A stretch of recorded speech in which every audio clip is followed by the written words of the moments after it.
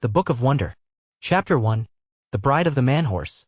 In the morning of his 250th year, Sheparok the centaur went to the golden coffer wherein the treasure of the centaurs was, and taking from it the hoarded amulet that his father, Jishak, in the years of his prime, had hammered from mountain gold and set with opals bartered from the gnomes, he put it upon his wrist and said no word, but walked from his mother's cavern.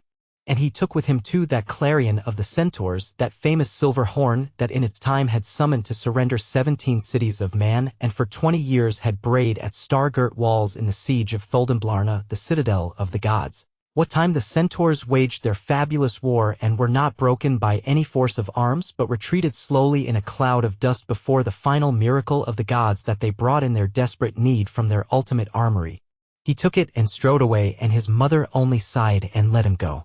She knew that today he would not drink at the stream coming down from the terraces of Varpaniger, the inner land of the mountains. That today he would not wonder a while at the sunset and afterwards trot back to the cavern again to sleep on rushes pulled by rivers that know not man.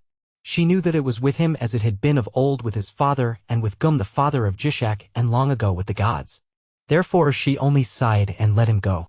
But he, coming out from the cavern that was his home, went for the first time over the little stream, and going round the corner of the crags saw glittering beneath him the mundane plain. And the wind of the autumn that was gilding the world, rushing up the slopes of the mountain, beat cold on his naked flanks. He raised his head and snorted. "I am a man-horse now," he shouted aloud, and leaping from crag to crag he galloped by valley and chasm, by torrent bed and scar of avalanche, until he came to the wandering leagues of the plain and left behind him forever the Athramanorian mountains. His goal was Sredazula, the city of Sambaline. What legend of Sambaliness in human beauty or of the wonder of her mystery had ever floated over the mundane plain to the fabulous cradle of the centaur's race, the Athramanorian mountains, I do not know. Yet in the blood of man there is a tide, an old sea current rather, that is somehow akin to the twilight, which brings him rumors of beauty from however far away as driftwood is found at sea from islands not yet discovered. And this springtide of current that visits the blood of man comes from the fabulous quarter of his lineage, from the legendary, the old. It takes him out to the woodlands, out to the hills. He listens to ancient song. So it may be that Sheparok's fabulous blood stirred in those lonely mountains away at the edge of the world to rumors that only the airy twilight knew and only confided secretly to the bat, for Sheparok was more legendary even than man. Certain it was that he headed from the first for the city of Sredazula where Sambaline in her temple dwelt, though all the mundane plain, its rivers and mountains, lay between Sheparok's home and the city he sought. When first the feet of the centaur touched the grass of that soft alluvial earth he blew for joy upon the silver horn, he pranced and caracoled, he gambled over the leagues, pace came to him like a maiden with a lamp, a new and beautiful wonder. The wind laughed as it passed him. He put his head down low to the scent of the flowers, he lifted it up to be nearer the unseen stars, he reveled through kingdoms, took rivers in his stride. How shall I tell you, ye that dwell in cities, how shall I tell you what he felt as he galloped? He felt for strength like the towers of Belnarana, for lightness like those gossamer palaces that the fairy spider builds twixt heaven and sea along the coasts of Zith. For swiftness like some bird racing up from the morning to sing in some city's spires before daylight comes. He was the sworn companion of the wind. For joy he was as a song, the lightnings of his legendary sires, the earlier gods, began to mix with his blood, his hoofs thundered. He came to the cities of men, and all men trembled, for they remembered the ancient mythical wars, and now they dreaded new battles and feared for the race of man. Not by Cleo are these wars recorded, history does not know them, but what of that? Not all of us have sat at historians' feet, but all have learned fable and myth at their mother's knees. And there were none that did not fear strange wars when they saw Sheparok swerve and leap along the public ways. So he passed from city to city. By night he lay down unpanting in the reeds of some marsh or a forest, before dawn he rose triumphant and hugely drank of some river in the dark, and splashing out of it would trot to some high place to find the sunrise, and to send echoing eastwards the exultant greetings of his jubilant horn. And lo! The sunrise coming up from the echoes, and the plains new lit by the day, and the leagues spinning by like water flung from atop, and that gay companion, the loudly laughing wind, and men and the fears of men and their little cities, and after that, great rivers and waste spaces and huge new hills, and then new lands beyond them, and more cities of men, and always the old companion, the glorious wind. Kingdom by kingdom slipped by, and still his breath was even. It is a golden thing to gallop on good turf in one's youth, said the young man-horse, the centaur. Ha, ha, said the wind of the hills, and the winds of the plain answered.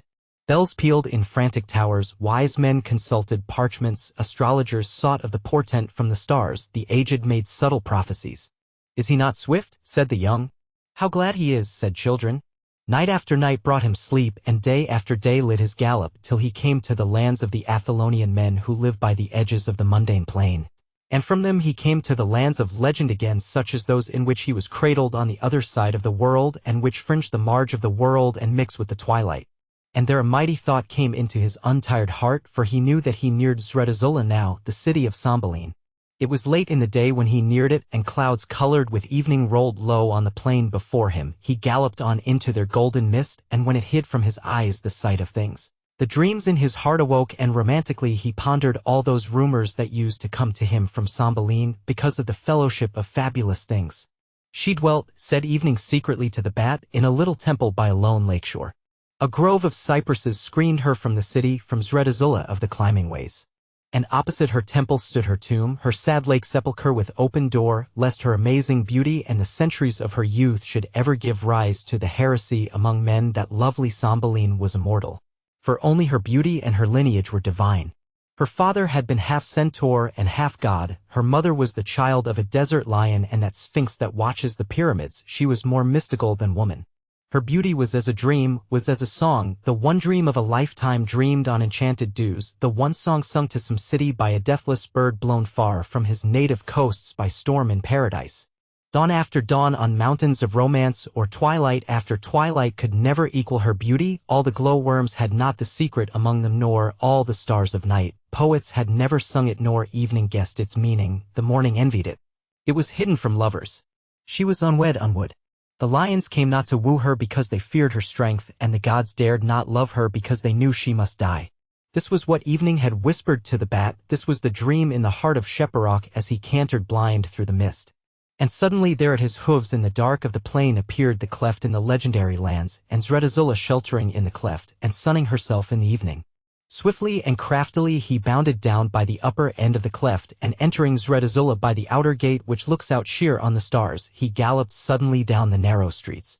Many that rushed out onto balconies as he went clattering by, many that put their heads from glittering windows, are told of an olden song.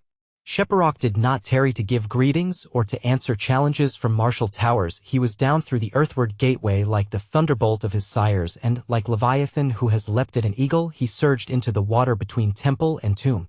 He galloped with half-shut eyes up the temple steps, and, only seeing dimly through his lashes, seized Cymbeline by the hair, undazzled as yet by her beauty, and so haled her away, and, leaping with her over the floorless chasm where the waters of the lake fall unremembered away into a hole in the world, took her we know not where, to be her slave for all centuries that are allowed to his race. 3 blasts he gave as he went upon that silver horn that is the world-old treasure of the centaurs. These were his wedding bells.